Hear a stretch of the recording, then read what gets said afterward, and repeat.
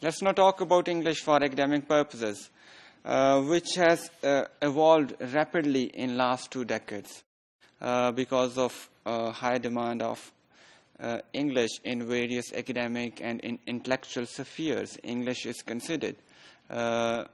now considered to be the language of academia, which cooperate with each other internationally and sometimes even in local contexts. In many local contexts, the intellectual world usually communicates with each other in this language because this is considered to be the language of intellect and knowledge in the world.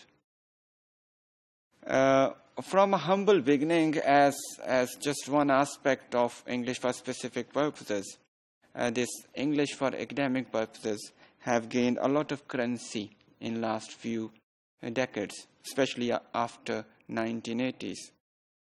And now it has become a major force in English language teaching and research around the world.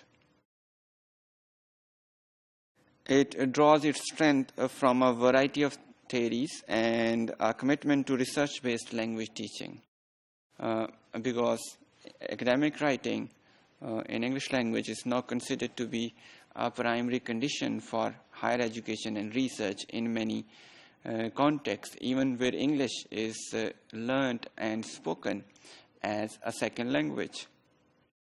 And we know in Pakistan, English is a medium of instruction and a medium of research in our higher education system. All our MPhil and PhD thesis in most of the disciplines, may not be in all disciplines, but in most of the disciplines, they are produced in English language. So therefore, this has become a demand of higher education in many countries where English, as I said earlier, is even a second or third language. And it has also gained a lot of importance with the increase of university education throughout the world, and especially in many developing contexts. And also because of a transfer of many students from less developed countries to the developed English-speaking countries for higher education purpose. We know from Pakistan every year many students go abroad for their undergraduate, graduate and even higher studies, PhD and MPhil studies in these countries. And they need English language and the knowledge of English as an academic discipline. As a result, English for academic purposes has become a bigger discipline, which involves not only the development of theory, but also of innovative practices to teach students who are new to English or are new to an English-speaking academic context, where they will need some special English language skills to carry on their academic life in preparing assignments, writing theses, and producing journal articles.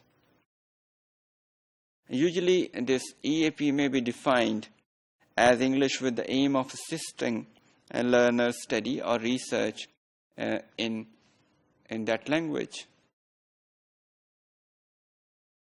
In this sense, it is a broad term which covers various areas of academic communicative practice. And what are those areas? Let's have a look at a few of those. For example, we have pre-tertiary, undergraduate and postgraduate teaching. And for teaching and making our pupils understand what we teach, it is important that we have some important knowledge of English as an academic purposes. Then we also and may also need it for classroom interactions, because there is a lot of debate which revolves about various terminologies, various formats which are specific to English as an academic purpose. So this interaction may be from teachers, from teachers' feedback to tutorials and seminars and other discussions.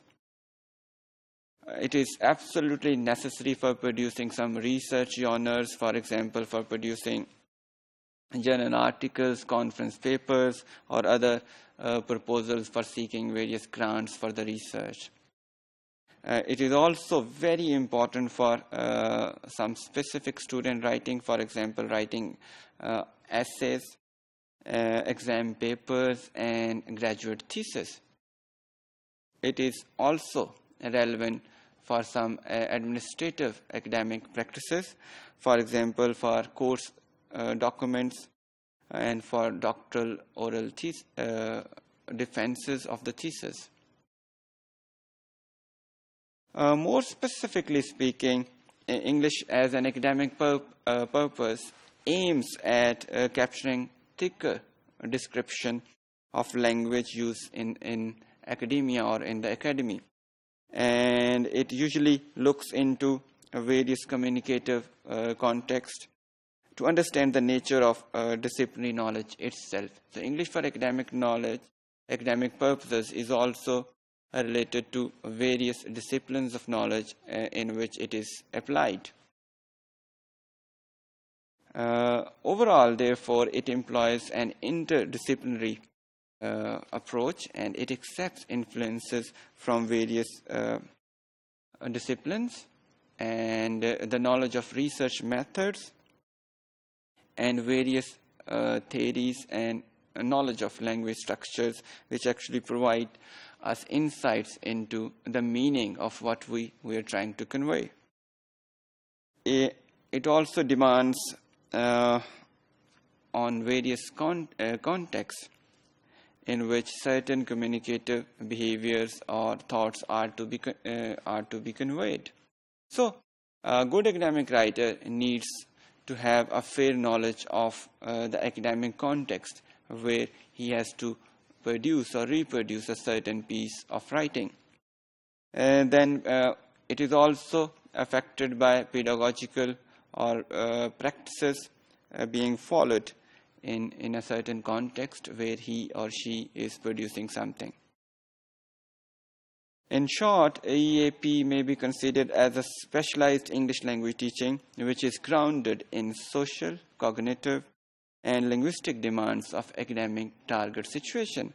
It always depends on what we want to write academically and at what level it is to be presented. Is it a conference paper or a research journal paper, or it's just a classroom assignment?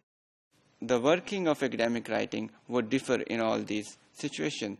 So a good academic writer, learner as well as the teacher should be mindful of all these changes in the roles he might assume as a writer while performing various writing tasks.